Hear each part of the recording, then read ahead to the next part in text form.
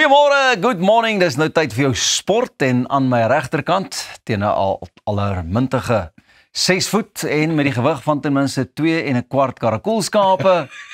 Sportkenner. Wat beteken dit? Sê jy ek met gewig verloor? Nee, glad nie, maar 2 karakoolskape. Ek praat van klein karakoolskapies. Maar goeiemôre my vriend. Goed om jou te sien, Pieter. Wat 'n opwindende naweek met die sport. Weer 'n keer. Soos ons elke maandag sê, selfe ou storie. Inteendeel, ek dink ons kan miskien hierdie opneem voor die tyd. Nee, jy sal nie kan nie, want dinge verander te veel. Nee, maar wat die skrip dan betref by die Formule 1, daar is nie 'n skrip nie, Pieter. Daar is nie 'n teks nie. Hierdie ou is besig om hierdie teks heeltemal uitmekaar uit te jag. So Max Verstappen het nou gisteraand sy laatbod vir 'n 5de agtereenvolgende wêreldkampioenskap versterk, toe hy ten volle voordeel getrek het uit 'n strategiese fout wat McLaren begaan het om 'n sensasionele driekuns van oorwinnings by die Qatar Grand Prix te behaal. Die Red Bull bestuurder het onmiddellik by die kuipe ingetrek tydens 'n vroeë veiligheidsmotor ingryping, toe McLaren se Oscar Piastri en Lando Norris uitgebly het en hy dit benut deur met koel presisie te ry om in oortuigende styl te triomfeer. Sy oorwinning het hom na die tweede plek in die titelwedloop gelig met 396 punte, net 12 agter reeksleier Norris wat vierde was op 'n teleurstellende aand vir hom en die Woking gebaseerde span wat verstom is deur hierdie uitslag, heel duidelik. Piastri wat voorweggespring het na derde gegly, maar sy agterstand op Norris tot 18 punte verminder met 1 wedren oor in Abu Dhabi volgende Sondag, waar Verstappen 4 keer in die afgelope 5 jaar gewen het. Ja, so wat die kans, dit lyk baie goed. Presies. Maar is dit goed uitgewerk? Is dit maar net slim taktiek gewees? Ek dink dit was 'n kwessie van hulle het besluit as daar 'n veiligheidsmotor uitkom, heel duidelik by Red Bull, dan gaan Verstappen onmiddellik in. Ek dink dit is iets wat jy voor die tyd afspreek en miskien het hy hulle net onkant gevang, om 'n rugby term te gebruik, en besluit dis nou sulke tyd en McLaren het heel duidelik nie gesien wat aan die gang is op daai stadium nie. Ek meen hulle sou dit miskien gesien het, maar nie besef dit gaan so materiële invloed hê op die uitwerking van dit alles nie. En Bob's jou auntie, daar gaan hy. En as jy nou kyk na hoe dit alles uitgewerk het, 6 weke terug, 8 weke terug, was hierdie glad nie eers naastenby op die kaart nie. Nooit nie eers naby nie. En nou ewe skielik. Dis pragtig. Hierdie Formule 1. Ja, beslis. En dan die Proteas. Ai.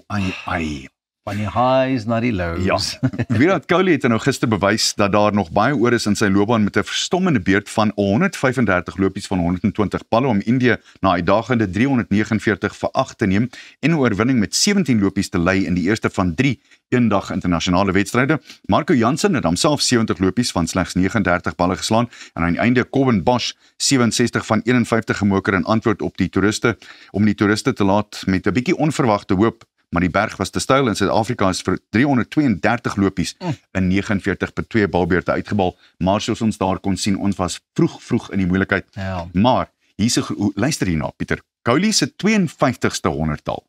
52ste 100-tal in die formaat was so formidabel soos enige in die 36-jarige se merkwaardige loopbaan. 11 vure en 7 sesse en soos altyd rotsvaste kalmte. Soos altyd. Baie kalm geweest, maar ek moet sê, wys net weer die verskil tussen jou wat jy paar dae op die veld is, met die toetskrieket teenoor die eendag.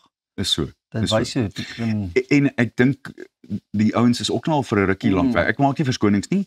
Hulle was, die topkolwers was almal in die moeilikheid. As jy 3 topkolwers so vroeg verloor, dan is dit verby. En hierdie was 'n effens te styl vir die manne, maar terselfdertyd moet jy sê, as net een van hulle deur gekom het met 'n 50-tal, net of 'n 40, dan kon ons die knoop hier deur gaan. Want Jansen was briljant met die kolf, soos hy was in die toets, en Colin Bosch self. As jy ouens het wat so kan kolf in die stert, dan moet jy weet, jy het iets daar, is iets wat kan werk. Ja. So terselfdertyd, mens moet jouself ook afvra, so die volgende, daar's 3 in die reeks, die tweede een kom in die middel van die week, kan ons terugkom om hierdie reeks te probeer gelyk opmaak en dit dan na die laaste van die wedstryde toe te neem. Dit sal belangrik wees en dit sal goed wees vir ons, want daar kom natuurlik 'n wêreldbeker. Kom ons hou styf duim vas en wees positief. Vandag in die derde ene, soveel meer. Absoluut. En dan die Bokke het hul rugby kampioenskap kroon duidelik onderstreep na 'n uitsonderlike jaar onder Rassie Erasmus wat sowat 50 spelers gebruik het terwyl hy voortgegaan het om sterkte en diepte te ontwikkel vir die 2027 Wêreldbeker in Australië. Wêreld Rugby 15 speler van die jaar Malcolm Marx, mede genomineerd is Pieter Steff de Tooy en Oxenche, sowel as Thomas de Tooy, Sasha Feinberg en Gomezulu en Cheslin Colby is almal in die 2025 droomspan benoem voordat die Springbokke 'n verpletterende rekord van 73-0 tuisnederlaag teen Wallis in Cardiff op Saterdag toegedien het. Miskien was die 3 uitstaande wedstryde van die herfstreeks Suid-Afrika se oorwinning oor Ierland en Frankryk, sal ons ooit daai een vergeet, tesame met Engeland se 33-19 nederlaag teen Nieu-Seeland. Suid-Afrika het Ierland in die scrims gehamer, soos wat hulle met Wallis gemaak het, wat baie kenners laat wonder het hoe ander spanne selfs naby daaraan kan kom om hul voorwaartse krag te probeer neutraliseer. En spanne soos Nieu-Seeland, dis nou wat Jake White in 'n rubriek geskryf het, Frankryk, Engeland, Argentinië en miskien Ierland, wat daar rond is, moet uitwerk wat hulle nodig het om die Webb Ellis beker te wen. En hoe gaan hulle dit doen as hulle nie die diepte en die krag het wat Rassie Erasmus ontwikkel het in hierdie span nie? Ek dink dis dalk een van die groter lesse om te leer. Never mind hoe daar gespeel word en wat ons doen en hoe, maar jy weet hoe dit te werk gegaan het, presies wat jy nou sê. Hy het stadig maar seker begin en voor jy kon sien is daar nou genoeg diepte. Onthou nou, hy het 50 spelers gebruik hierdie seisoen. So met ander woorde, wat praat ons van?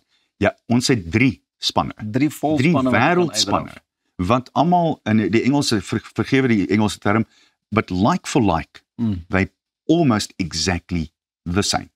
Hoe is daar is nie nog 'n ander wêreld rugby daar is nie iemand wat dit het nie, wat daai diepte het. Oor en interessant genoeg, ek het so hier en daar weet bietjie nuusflitsse en goeders gesien. Wallis was ook heeltemal, hulle het nie geweet wat hulle getref het nie. Hulle was voor, ons het hulle gehad van die eerste. Maar ek moet daarom net by sê, ek het geroep ons gaan met 74 punte wen. So ek was net een verkeerd. Ek het vir die man hier gesê verlede maand. Kyk, 74. Die groot ding daarvan is, Pieter, ek dink jy weet as jy teen die Bokke speel, die Bokke weet en almal anders weet, dit gaan net moeilik wees voor. Jy gaan nie kan bybly nie. En ek weet net nie hoe mens so iets regkom as jy nie sulke diepte het nie. Toe die bomb squad aangaan, toe ontplof alles.